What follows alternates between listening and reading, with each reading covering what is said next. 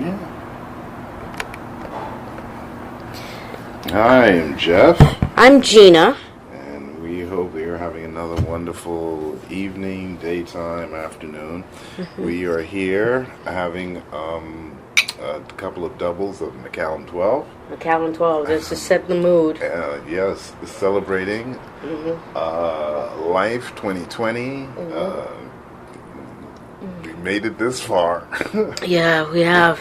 We're almost in, it's February 20th. It's March 1st. It's March 1st. Oh my God, it's March 1st. So whenever you guys hear this, it will be Happy March. March comes in like a lion, right? Yeah, March comes in. Yeah. Oh my gosh, I can't believe it's March 1st already. It was just Christmas the other day. I know. You know? I know. It's March, and it's still cold. It's still cold. We had a hot, we go through hot. Well, this week it was hot. Cold, yeah. Hot and cold type of situation. It's hot, but at night it's still cold. Well, I don't know. Which here. Yeah, but and then we got all that kind of situation going on where we got the coronavirus, which seems to be getting worse. Yeah, it keeps showing up all over the place. They haven't gone to a pandemic as of yet. As of March 1st. I think it's safe to say it is a pandemic, but then we'll wait for them to say it's pandemic. Make that official. But it looks a pandemic. It's like in every continent, isn't it? Yeah, it's always an addition. Every day, you know, there's more. There's an additional death or additional people catching it and whatnot. And then, of course, you've got the Bahamas situation, where I know they've got to fear coronavirus, and they still haven't gotten rid of the dead bodies from Abaco. Yeah, they haven't. It's still there, and as a matter of fact, we got a chance to look at the video of a former cop that went to go check it out, to check out the stories and the rumors, and come to find out the stories and the rumors were true, even though the government was saying that there was fake news. He went to go check it out. So there is a big container truck that's refrigerated and filled with body bags. And of course, when you go to the truck, with dead bodies in the body bags, supposedly filled up in this large container. It's in a reefer container, so it's refrigerated. 18-wheeler, goes on the back of an 18, becomes part of an 18-wheeler. Yeah. So at any rate, if you get close to the truck, if the wind changes, you can smell death, and the flies are unbearable. Yeah. Or the smell of death is unbearable, and the flies are overwhelming. Yeah. According to the ex-cop. He's the witness. He's the witness. He said that he could taste the death in his mouth. He could, and you could hear it on the video where he's talking about the taste of death all up in his mouth. I'm sorry to laugh, right? Okay, this clip from the conversation, which is showed by a local internet thing. Yeah. In podcasts. And this is just an eyewitness account on Abaco. It's an eyewitness account on Abaco, yeah. Just like Geoff said. Health center. Unless you have an emergency that takes you directly there, how is that not cordoned off? How are police guards or security guards or defense force officers not there to prevent access to such a sacred, that trailer and its contents are still under investigation. A lot's happening with that trailer. How you were able to go there, lift the lock, and all this stuff? Yeah, I think that is a travesty, not because you found someone on the side of the road and you already killed them. As a police officer for 10 years, that trailer should be guarded. Person's death should have been investigated. Not because there was a Dorian means that someone couldn't have decided, I want to kill my husband, I want to kill my wife. There's a good chance for me to kill my neighbor, I don't like him anymore. Lick him over the head with something. And you think a 2x4 hit him during a hurricane. That should be secured and it should be sacred on top of that. Sacred. When we went there because Mr. Kai Mills did a video. And it made the media because the government put out an aggressive response to him. I've never heard the government talk, like that. It seems like they're getting offended, and that the people trying to go out there and find out information. The words they use in that, I've never seen the government do that. The government always takes the high ground. But they basically call him a liar, and so we went there to see if it was true, because that's what I think media should do, certain things were reported in the media recently, and a lot of those things we actually debunked while we were there. Wow. When I watch international media, they will say this government person said this or this government person said that, but when we checked, what we found is such and such. Here in the Bahamas, we do what they call press release reporting. That's it. This minister said that, and that's it. They don't check anything. And that's a real problem, because the media is supposed to be the fifth estate. They're supposed to be the other pillar of society, and they don't check. Whatever they told, that's what they print, for the most part. Now, sometimes scandals come out for political reasons, especially, and then they go deeper. But anyway, we went there. When we first went there, and this is why I think the government should just apologize and move on, because when we first went there, we didn't smell anything. The wind was probably blowing from us to the trailer in another direction, and the wind was kind of strong. Remember, the weather said that there would be a cold front. I heard the wind in your video. Right, and so the wind was kind of strong, so it was blowing in another direction. But when that wind turned, first we said, we are verifying what the government said. There's no smell, there's no flies, etc. I saw you even said you can see the 10 degrees below zero. Yes. All of that. We confirmed everything for the government. We weren't trying to be biased or attack the government.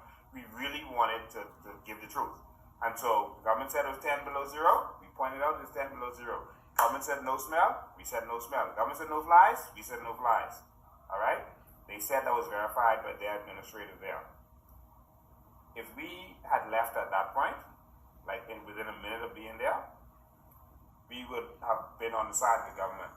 But when that wind shifted, listen to me, that almost knocked me off my foot. That thing hit me straight in my face, the smell of death. I mean, like death, like old death. I can't describe it. You have to experience that. It was worse than when you pass a dead dog on the side of the road. It was worse than that. That smell literally hit me. I heard you describe it as, because you were talking. I tasted it. Oh gosh, what? Because I was talking and I smelled it and tasted it. I was like, oh my God. Lincoln, the travesty of having for 5 months that trailer there, or over 5 months now, that trailer there, with the contents of what we know to be in that trailer. What is the end game? How can you have that sitting on the island? No wonder Clint Kemp said there's a depressed feeling on the island. You have in a trailer bodies piled on one another as you described it in that video. How does that even make sense? How is that ethical? What is going on? Listen,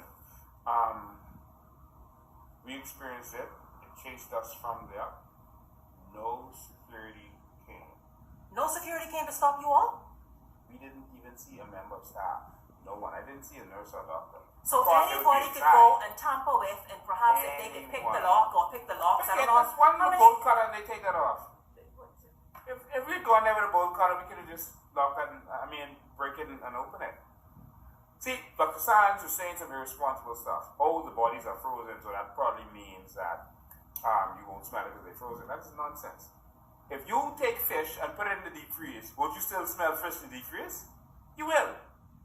Those bodies were already decomposed, some of them, and you took them, freezing them won't stop the smell. It just freezes them. It stops them from decaying further. But if you take a dead rat and put it in your deep freeze, when you open it, you can smell dead rats. So it doesn't matter if it was frozen. The next thing is, it says -10 on the thermostat, but that doesn't mean it's -10. You could have your fridge at 20 degrees in your house, your freezer, but you won't know it's not working until you open it and say, oh, this isn't cooling. It could be at that degree. I don't think they went and actually opened that to check to see if it is cooling. That is the problem. I put my hand on the outside of this thing. I don't feel it cool. You don't feel that frigid air that would come out out of a minus 10 degrees. Exactly. You don't feel that. So I don't know if they just didn't go in and check. I don't know if they're afraid to go in and check. Go in. But that could be the problem that Mr. Mills identified. But did you? Okay. You said the government was right with everything in terms of it being minus 10. Well, there's no security. That is very lax and slack. It is very irresponsible. It also is quite a risk for there to be. That area should have been cordoned off. You all should have been turned around from the time you all turned through the corner. Or how I put it. And we announced he was coming publicly. On top of it, you all tell people you all come in, and still nobody. Clint announced that on his show the day before, and we were on Facebook Live for hours before that. That was the first place we went. We went around first. I am sorry. Can you please vacate this property? That was not said. How about the flies? Kai Mills, I think his name is. He asserted that there were flies around the when the smell started, as soon as I smelled the smell, I started seeing flies. I saw one first. It's just like when you have fish in your house and all of a sudden you see the flies coming to your screen or whatever. The flies started coming. It was hard for them to fly in the wind because it was breezy, but they started coming. I saw it, Clint saw it, cameraman saw it. So we both confirmed that there were flies there. So when the smell came, the flies started to swarm. Where did you all go to? What was the next step, or the next stop, rather, after that? Well, the first place we went actually was straight through downtown. We came from the airport, went to downtown Montreal. And the first thing we saw was, it looked like Armageddon. Okay, now this is the actual footage that was shot in Abaco by the former police officer that was shot by him. So you can hear his witness account. Thanks. So we're now pulling up, if you're live, we're now pulling up to the clinic in Abaco. We're pulling up to the clinic because we're trying to make sure that persons know what's going on in Abaco. And this is the clinic. And so if you're tuning into this, if you're back on, I lost internet for a minute there. That's why my live feed stopped. I lost internet. But this is the clinic. Please share this if you're on this, because we're showing you what's really going on in Abaco. Please share this. And we're pulling up to, that is the famous trailer right there with the 51 or 70 something bodies. That is the famous trailer right there. There it is. Please share this video.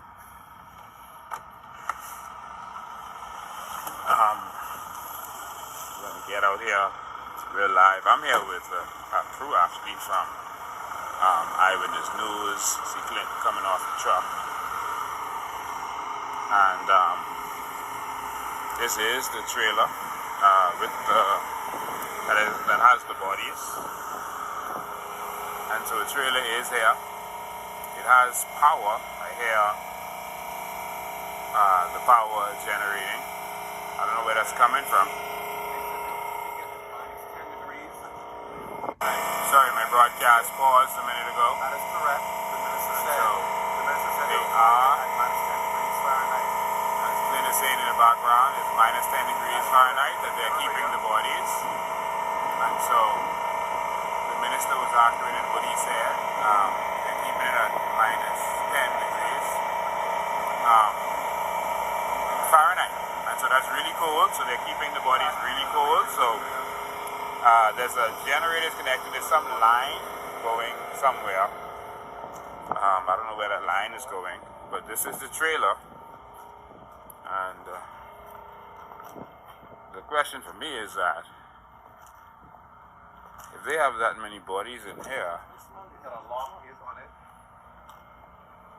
I actually accidentally zoomed in. We're not going back up. just pinch out, pinch in. Yeah, pinch in. Yeah, and so there's a lock on it, as you can see. There is no smell. There is a lock on the door. I don't smell anything, as it has been reported. I don't smell I don't anything. smell anything here. And I don't see any flies. Hmm? There's no flies. Yeah. We don't see any flies. Yeah, the bottle is gone. There was a bottle here, I saw it on the video, that was collecting flies. I don't see that bottle and I don't see any flies. Maybe they sprayed the area, but there's no flies here at the time. Alright? And so, I can't speak for what Mr. Mills would have experienced when he was here, but I can say that we're here now, and I don't know if some changes were made, but there are no flies.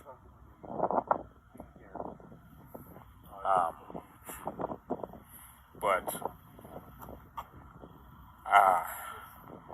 the thing that people's family members are in here, and they're piled up on top of each other, they would have to be in body bags. To think that people who are victims are right here, just piled up on top of each other. That could have been any of us. And we need to remove these people and give them a proper burial. Wow. Again, I can report that we are here at this trailer that they were talking about, and there are no flies. There's no smell. At least I don't smell anything. But this is where the remains are, and I actually do think that we need to get these people's family members' remains out of here. You know, this is devastating, and we need to do something about this. You know, people's bodies are piled up in here. You know.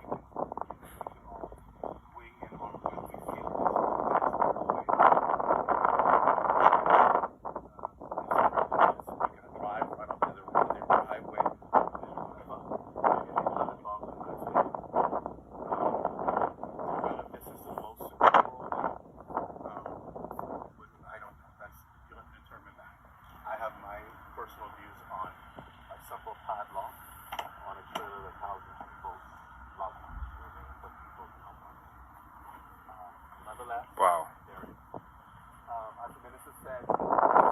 So, I guess the government reported that there was security out here. Just like Mr. Mills said, there are no security officers out here. None. Oh. I actually do see flies.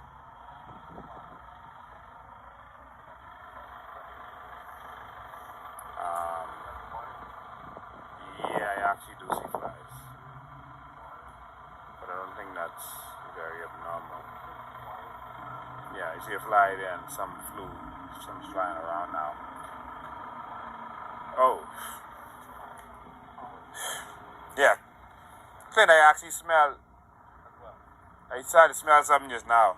I'm being told by Lincoln that he actually smelled something just now. Yeah, and there are flies. There are flies. There are flies. When the wind shifted just now, that hit me. And there are flies. Actually, there are a lot of flies. We are seeing evidence of flies. Yeah, there are a lot of flies. Yep, we are seeing flies. And yeah, you are seeing flies. When we found out the wind shifted, yeah, there are flies. Yeah, and that scent hit me just now. Okay, let me do a snap up. Yeah. Wow. Yeah, that scent hit me just now. Hold on, I got spit. Went right in my mouth. Wow. Yeah, there is, like Mr. Mills said, when the wind shifted just now as I was standing here, the scent came from the trailer and hit me right in my mouth. And the flies were started to gather in the front. But every time the wind shifts is when you actually see it. Yeah, so Mr. Mills, well, I had confirmed for the government that there was no flies and that there was no scent, but no, when the wind shifted, that hit me just now. So yeah, there are, there is a scent, and there are flies. We witnessed flies. As soon as that scent started coming out, the flies started swarming towards this door area. But every time the wind shifts is when you see it. Just like what Mr. Mills said, he actually did say that in his video, that when the wind shifts is when you saw it. Yeah. You have to know this ex-cop who's kind of short, kind of loudmouth, kind of, once entitlement. He likes a lot of attention. Yeah. He wishes he was entitled. Yeah, he likes to record people and stuff, and without them knowing it. He's just controversial. Mm-hmm. He ran for politics, so to hear him say, "Man, I went to go check that out when the wind banked the other way. I could taste death in my mouth," and he's saying it. It's hilarious, right? It's just we're not laughing at death at the event. We're not laughing at death at the event, but his reaction. And we're not laughing at the victims of that are in that trailer. Their families and their families are. No, we're not. We sympathize with all of you greatly because this situation should not have happened. It should not. Lives could have been prevented, and if the government had the right advice. And no, they had the right advice. They refused to take it. Yeah. They knew. That's they what knew. was. And Gena, you knew.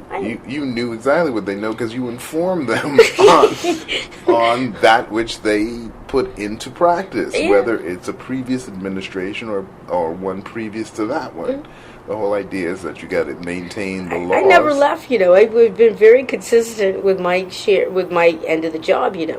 It's them that just don't understand what they're walking into. They get into these situations of speculation. The government is not to be speculative. Maintaining the environment is an important task, and you got to know what you're doing, and you have to be well informed. The Bahamas has very few things of value, and one of them is your environment.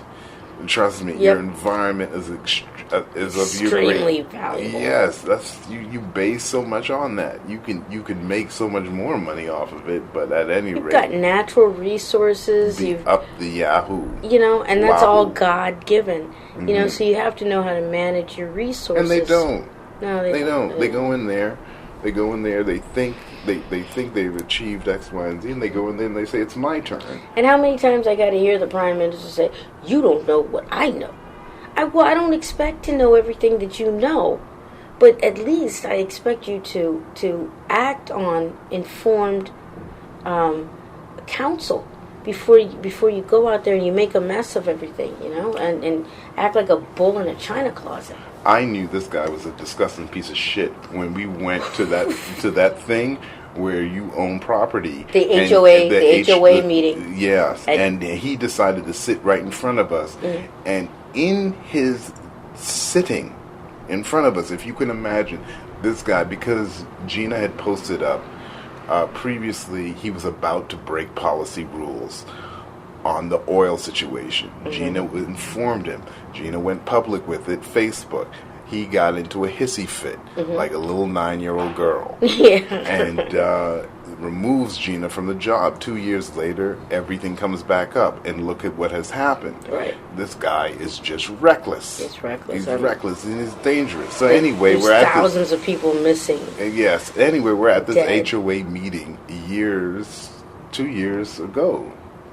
2.5 years ago, and he happens to be there because he represented the area. He represents the area, and he decides to take a big bend down wearing these big baggy jeans.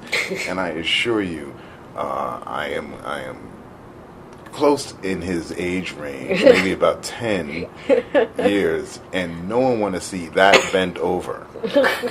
You understand? So I already knew this guy was just, his upbringing. He's not used.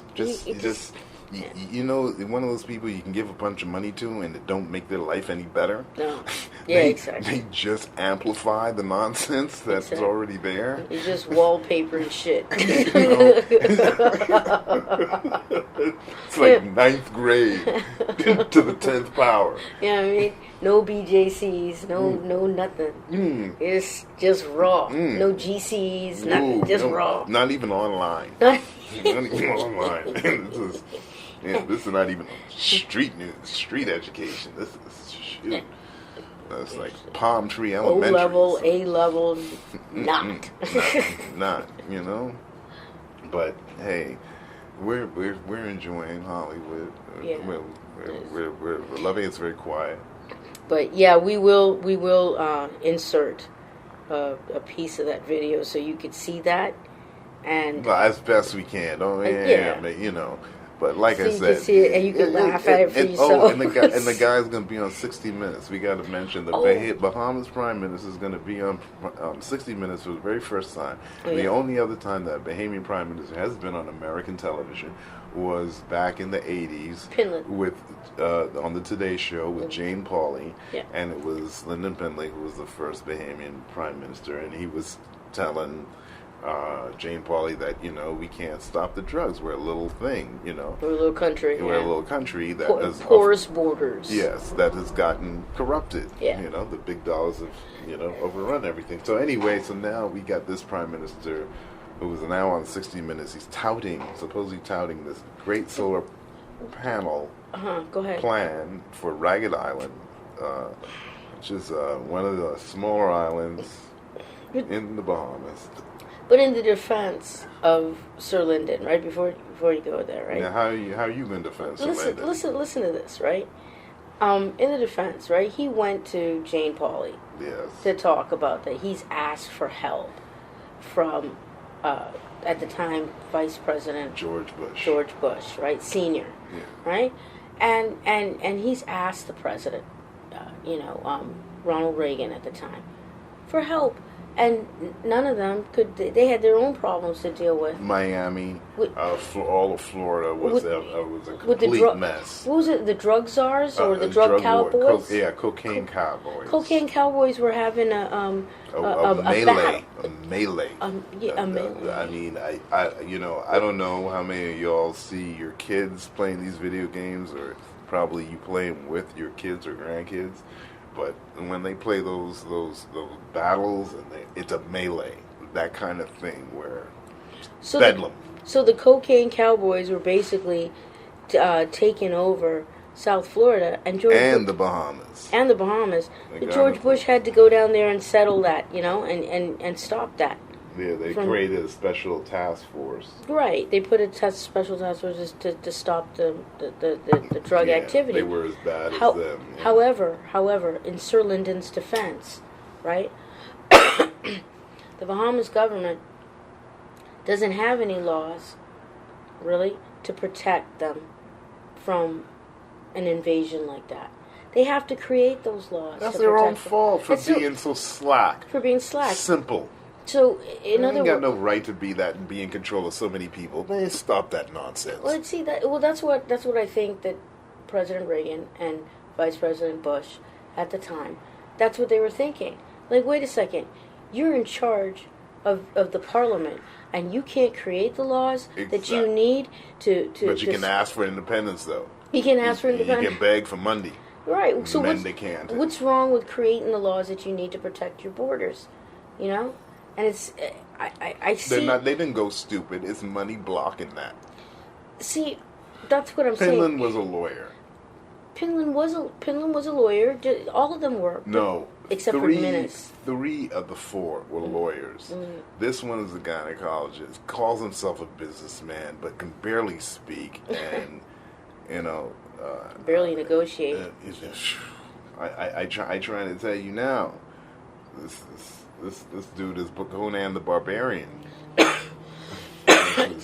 you can get that kind of mm-hmm.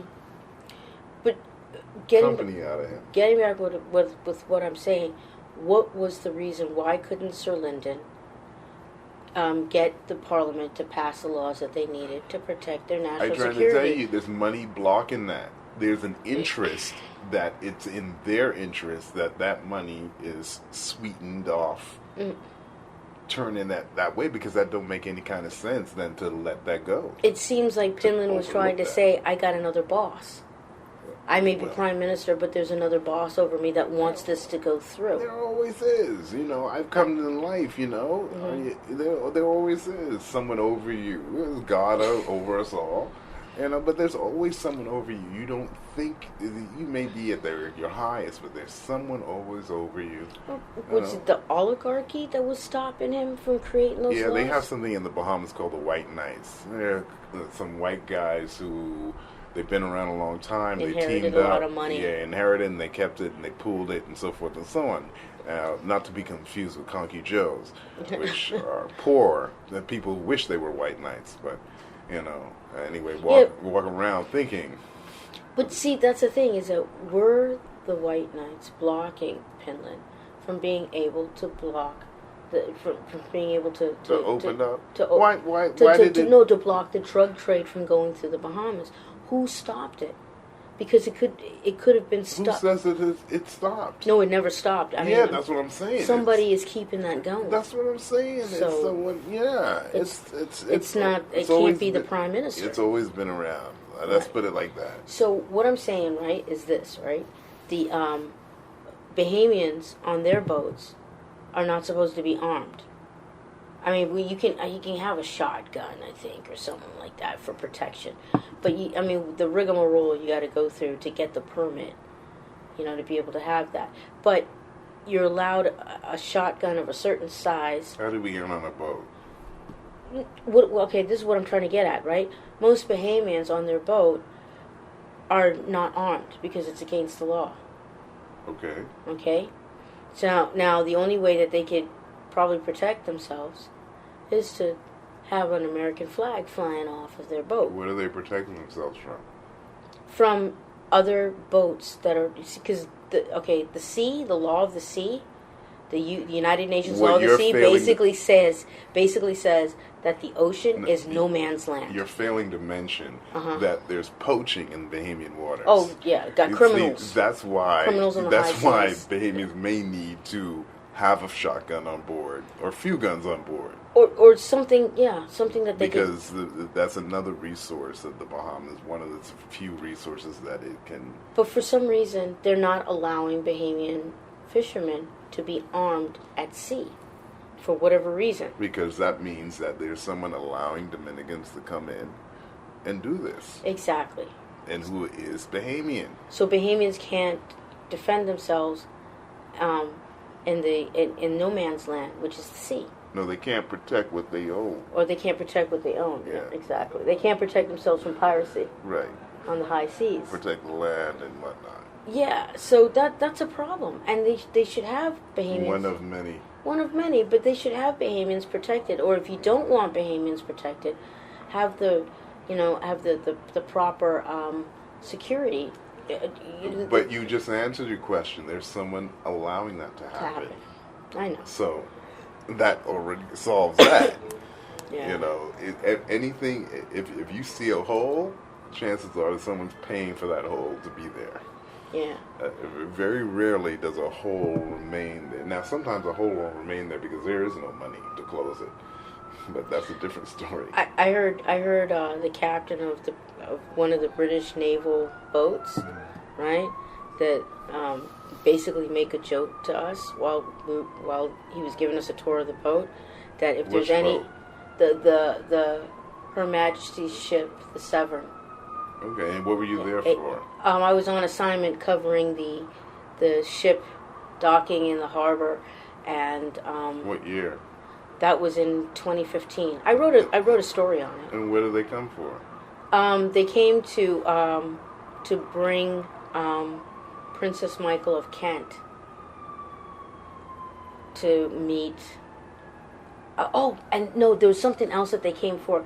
They were on a reconnaissance mission to help the Royal Bahamas Defense Force ward off poachers, Dominican poachers, in the southern Bahamas. And that was 2016. That was 2015. 2015. Yeah, January 2015. So this thing has been going on before 2015, on and off, but it's got to a point now where it's affecting I imagine the Bahamian economy. Fishermen may have to go out further than they would have without all these extra, hands dipping into their pot, so to speak. Yeah, I remember that, and they came down for reconnaissance, and to bring Princess Michael Kent. And then, the guy, the captain, he was like making a joke, right? And he goes, okay, you see those little cuts of 2x4 that you see there? We have those there just in case that there's a hole in the boat. All we do is pick those up and we we cover the hole with the 2x4s. And that's how we stop the leak. So we don't... I was like, you guys serious? You know, you're making jokes? You get a hole in your boat, you stuff it with 2x4? Yeah. Did that make your article? No, listen. Yeah. Did that make your article? No, it didn't. Oh, it didn't. okay. Thank but I God. just wanted to share that with you. Well, thank because you. you didn't know about the joke, right? Well, I'm glad they didn't make the article. They think holes in the boat it's a joke to the British, okay? Yeah. Well, according to Gilligan's Island, that's where everything starts. It's with a hole in the boat. You understand? That's where everything starts. You gotta understand. I always go back to this. Gotta understand the technicalities of life. You know? But the British Navy making jokes about holes in the boat? I'm speaking now. You already got your little hole in the boat thing. Now I'm going to talk about it from this angle. Now this angle is from a skipper's point of view. Skipper want power. The skipper don't deserve it. Skipper want it. He may earn it through education. He may kill for it. Oh. No. There you go. There you go. Now we're talking Bahamas. Now we're talking the Caribbean skullduggery and piracy. Killing for position. You know what I'm saying? For position. This current Prime Minister taxed the people so much. There was someone who got killed at Government House. Now, Government House don't mean nothing to you. And it shouldn't. But keep in mind, Government House would be the equivalent to, let's say, Capitol Hill. Capitol Hill. Let's say, if the Bahamas was a country of 300 plus million people. Yeah. Right. Or a small country house. Maybe Frogmore Cottage. Well, the size of Frogmore. But at any rate, a guard on duty for the Governor General. That's the Governor General's office. The Governor General's home and office. And the Governor General represents the Queen. The Queen's word in the Commonwealth country, which there are 53. Which I think we've mentioned in another podcast. But just anyway. Someone was murdered last year, excuse me, on the grounds of Government House. Someone who was a ranking officer. Was that the guard? Which one? Yeah, Are you talking about Blatch? No. Blatch was killed picking up his kids. No, he was the aide de camp of the Governor General. Yeah. No, this one was on duty, and was like this guard came up and shot because they had some kind of beef. I'm saying, what kind of nonsense is going on that you're so angry? And it's never been like this. Bahamians have usually been peaceful. This Prime Minister is just riled, you know. All the emotions. Yeah, he's just upset the apple cart. You know, it's okay if you upset the apple cart and everyone's making money. Then we can all get therapy. This Prime Minister is the father of tribalism. Oh my gosh, running around with one feather. Chief of nothing. Chief of nothing. He's got one island, just working, just trying to pump life into the other island. You know what I'm saying? Running from one side to the next. Oh, look at him! Look at him! Old man in a hurry. You know what that is? Let me sip on my Macallan 12 on that one. Yeah, take a sip. Take a sip. You know, but like I said, we're enjoying this bit of the adventure. Yeah, we are. You know. So I mean, we're watching the coronavirus. That thing is building. You know, it doesn't look like it's going away anytime soon. It's been accused of many different types of nastiness. Exactly. People eating things and not washing and not, you know, all these different things and so forth. No, we don't have an opinion about where it came from or where it came from. We do know where the it's irresponsible to blame one person or one group of people for this. This is a collective thing, because human beings have been nasty for hundreds of years, Now it's starting to catch up with you. Now I gotta be the voice of the other side. If it come from one place, if it start from one place, and you can pinpoint it from one place, oh, that's the place. No, but you know what? Planes, cruise ships, other modes of travel where people are trapped indoors. Wuhan is inland. It is trapped. It is trapped. Yeah, that's trapped. That's what happened. That's why this virus is just lashing out at people, because it feels trapped. I lived in Brooklyn. I felt trapped. So you would have been a coronavirus unto itself if you didn't move out. Yeah, I don't know what virus that would have been in Brooklyn, but no corona was going through there. That was some other thing. That was something else. You know, if you're a living being with a heart, yeah, and a brain, and you've got 100 legs with suckers on it, right? With suction cups on it, what would you do? That sounds like Bahamian voters. No, it sounds like coronavirus. No, really? It's just trying to find a place to live. Oh. It's like, oh. See, I thought it was the Bahamian voters because they keep voting in people that, treat them like suckers. So. Well, it could be anyway. But, yeah, we just got to watch this thing because those numbers are adding up. And they're adding up pretty fast. And that's one way to kill international business, is to have an outbreak of any kind that shuts down cities, school, any kind of place of business or commerce. That's why I could be honest with you, right? That's one thing they didn't teach us in international business school. They did not teach us about what happens when a health issue breaks out, and how it stops business, and how it can mess you up. So just have to be very careful where you do business. I remember asking at a table of young men, younger obviously, we were in the Bahamas. It was night, I'm about to go home, last drink. I asked these guys, one was a pilot, been doing it a few years, so he was like under 30. One owned his own business. His father had just passed. He inherited. And I forget what the other one was doing, if he worked for an insurance company or not. Two of them had family.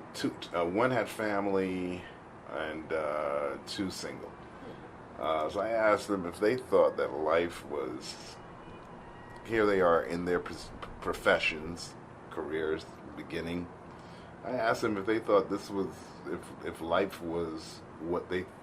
This is what life was, what they thought it was going to be.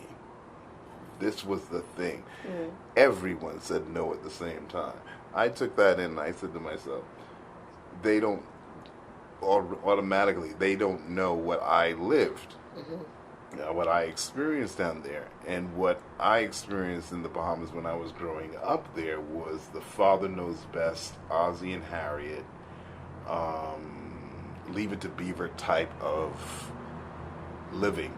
That's what it was like. It was, and I was always able to identify with those sitcoms because they had the same innocence that we all... I was able to walk in the road barefoot. There weren't that many cars driving up and down the road and spilling oil. So you can only imagine, where the grass felt good on your feet when the heat and the road and going to the beach, and that was just about a couple of blocks away.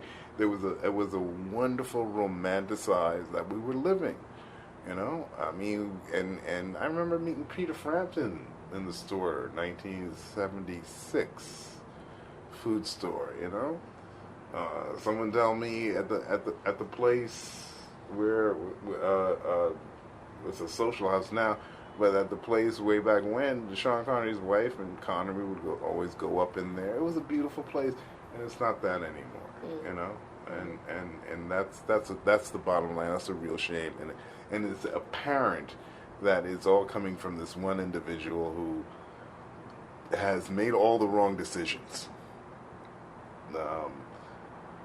Let's forget his character flaws and character defects. Forget that he's incapable of doing the job in any way or form, succeeding any of the simplest things, including speeches. With all that aside, he even picked all the wrong people for positions that they have not contributed to. I mean, the environment minister, you can name them. You know, this is zero contribution. Yeah, you know, they didn't take it seriously. They didn't know what it was all about. You know, I don't get it. It was like so you're letting everybody know it's all for the money grab. It's all for what I can get. Yeah. What can I get to set my people up, whoever they are? So family, it was all friends, a or lie. lovers. Basically, this whole thing about we need to protect our environment, we need to do this, that, and the next, coming from the government, the voice of that. Well, Gena and I weren't putting turned out to be a lie. Gena and I don't put up with shit. No, we don't. We don't. And you're not going to have me out there representing a lie. You know, I was all for it because I felt that your heart was there, but now I'm seeing your heart isn't there. From both sides, from both sides of the political fence. And I'll be damned. The PLP and the F&M both have the same attitude towards the environment. They don't care about it. And to let you know how serious I was about it, I'll be damned to spend any money of my mother's inheritance, anything in that country to support that way of governance and administration. I absolutely not. That turned my stomach. We were on a plane. We were on a plane Wednesday before the Saturday Dorian hit. Yeah. And we were on a plane. I couldn't get to the bank account until the next day. So we literally had to go into New York City, kind of like until logisticals on our bags. You just literally and a lot of baggage. And a lot of baggage. And then that next day to get that account open. The next day was like a whole new world. Yeah. A whole new world. And we had to go through a little suffering to get to there, but I'm telling you, a little more suffering. Yeah, but we appreciated it. Exactly, and it was nowhere near the suffering we had before in Nassau. That is ridiculous. Yeah, that's ridiculous. That type of life is There's no reason for people to have to live like that. No reason at all. And what makes it more disgusting is you can see the people who are not living like that, and they're so few. So you can identify it. What's up with all these things of these approving these projects, these big, huge, mammoth projects, mega resorts and stuff, and then you're not sure if you have enough electricity to support that that type of construction. The Bahamas doesn't even have enough the electricity to support what it's got now. So to supply electricity to all those homes, 7,000 homes reportedly without electricity.